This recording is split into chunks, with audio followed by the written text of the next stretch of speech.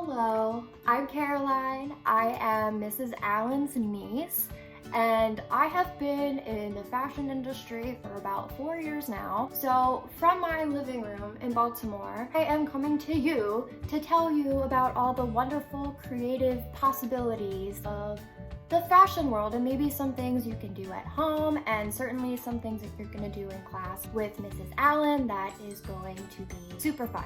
So without further ado, let's get started. So there is this wonderful technique called crochet. Crochet is a French word which means to hook, and it also is known way back when as the poor man's lace, because it looks like a chunkier version of lace. Lace is traditionally very hard to craft. It requires a lot of attention, a lot of skill, because you're working in super tiny threads. And crochet, you're using thicker yarn, but when you do work in small string, it can look a lot like lace. But today it's known as a very widespread method of making blankets. I'm sure your grandparents or maybe your parents have blankets which they call Afghans. I made this. It's made up of all of these squares. See?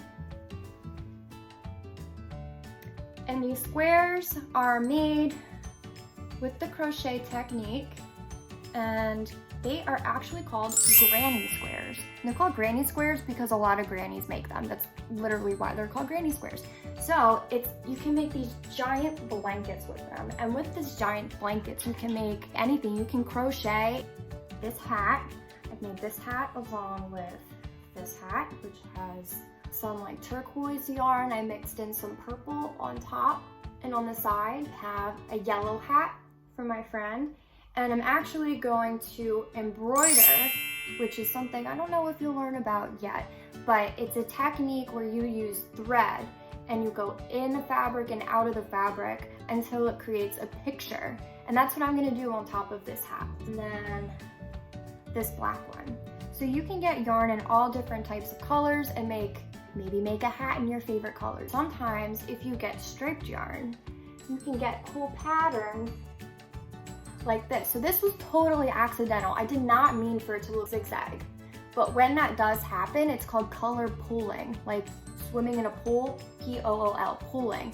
So whenever you see strange patterns like this, it's called pooling. I just think that's so cool because I just kind of learned about that recently. You can also make tiny little things with crochet, like this octopus, jellyfish, sea creature.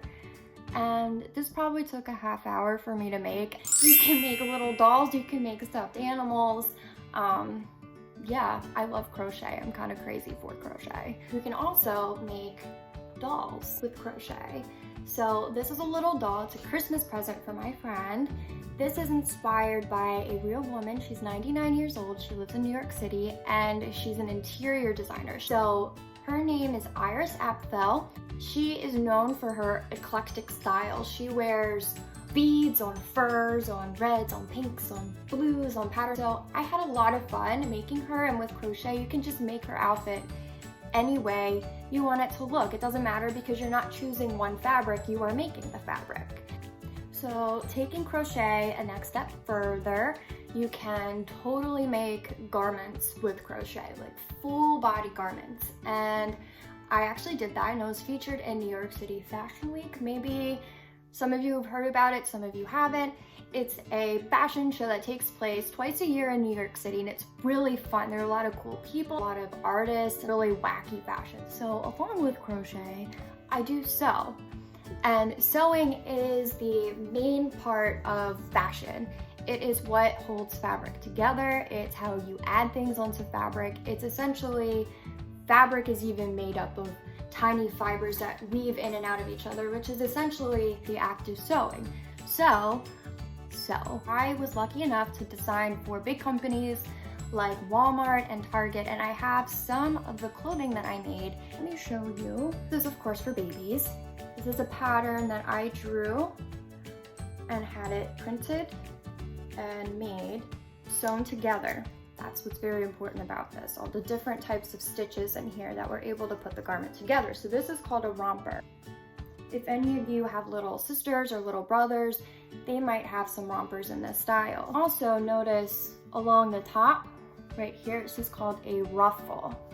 And that's also a different type of stitching technique. And we've also put some gold glitter in here and some neon and a little mermaid, if you can see her. This little skirt, which I love and I would totally wear if it were in my size. So in here we had to specify the type of waistband that we were gonna use and the different types of fabrics and the way it was gonna be sewn. So essentially writing the instructions for how the garment is made is what gets sent. Also some swim trunks for little boys. This is another one I made, beach vibes. And these are available in stores. So it all just essentially started from a curiosity and love for color and patterns. Then I learned to crochet, and then from crocheting I learned to sew, and then from sewing I made it into the fashion industry. So if you have the spark for fashion, just keep it lit and keep following your dream. So I'd like to show you really quick the essential part of sewing, the basic stitch that makes up all of the clothing that we wear. It is so important, and to know this stitch means you could really do anything. You can mend clothing, you can hem some pants, you can even start making your own garments, making clothes for dolls, stuffed animals, anything. So this right here is my needle. Sewing needles are usually much smaller, much pointier than this, but for safety and demonstration purposes, I am using a bigger needle, which is called a tapestry needle or a yarn needle. It's bigger specifically so a piece of yarn can fit through it, and it can go through yarn as opposed to smaller pieces of fabric. So this paper is my fabric, pretend. So first, it's important to have your knot at the end, otherwise nothing is going to secure your stitches. It's all going to come right out. So it's very important to have a knot at the very end. So first, what you want to do is pretend that your needle is a dolphin. The dolphin is under the water, okay? This is the water surface, this is under the water, dolphin's under the water. So the dolphin needs to come up out of the water. So the dolphin's coming up, all the way up, until the knot reaches the end. And then the dolphin goes back down again. Down into the water. And that is called the running stitch. See? That's your first stitch of all the stitches. So then you go back up again. The dolphin goes out of the water. And back down into the water again. And then here, your other knot.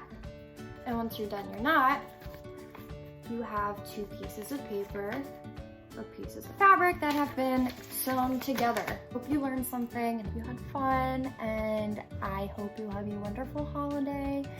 So goodbye everybody, fare thee well.